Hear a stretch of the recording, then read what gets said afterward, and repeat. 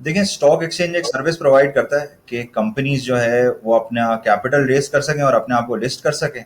तो एक सर्विस तो ये हो गई कि कंपनीज को कैपिटल रेज हो जाए, सही। और जो स्पॉन्सर्स, ओरिजिनल स्पॉन्सर्स जिन्होंने वो कंपनी लगाई है, आ, वो उनके लिए वैल्यू अनलॉक हो सके, किसी को एग्जिट करना हो, किसी को कैपिटल रेज करना हो, तो वो स्टॉक मार्केट के थ्रू हो सकता है। तो एक कस्टमर तो हो गया कि कंपनीज जो है ना वो एक कस्टमर है। दूसरा कस्टमर जो है वो इन्वेस्टर्स हैं और हम लोग हैं।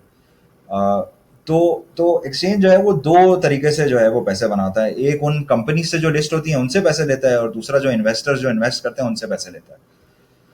अब वो चाहे ब्रोकर के थ्रू हो या एसेट मैनेजमेंट कंपनी के थ्रू हो, लेकिन मेन दो कस्टमर हैं। एक कस्टमर है कंपनी, जिससे एक इनिशियल फीस लेता है एक्सचेंज जिस वक्त कोई कंपनी आती है लिस्ट कराने के लिए। फिर एक एनुअल फीस चार्ज करता है कि भाई हर साल आपकी कंपनी की मार्केट कैप जितनी बड़ी होगी उतनी ज्यादा फीस चार्ज होगी। 30 जून को एक फीस सेट होती है और फिर अगला पूरा साल वो फीस लेते रहते हैं।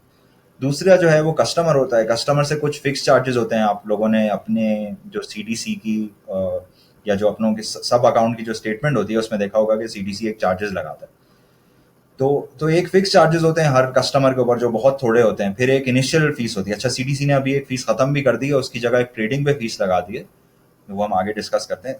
एक तो एक ट्रांजैक्शंस पे फीस होती है जो बहुत कम होती है। जैसे इस वक्त स्टॉक एक्सचेंज जो है वो लाख रुपए के आप शेयर लें या बेचें तो 3.5 रुपए चार्ज करता है आपको। और मेरा ख्याल है कोई डाउट नहीं है कि अगर स्टॉक एक्सचेंज कल सुबह इस फीस को 10 रुपए भी कर दे तो हमें कोई इशू होगा। अगर लाख रुपए के ऊपर कोई 3.5 रुपए की जगह 10 रुपए भी ले ले तो इन्वेस्टर्स को कोई बहुत ज्यादा इशू उस प्राइसिंग से होगा नहीं।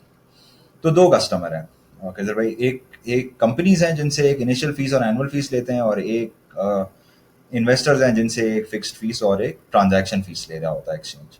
फिर इसी तरीके से एक्सचेंज जो है ना, एक सिर्फ एक्सचेंज नहीं है, पीएसएक्स जो है वो तीन चार चीजें ओन करता है।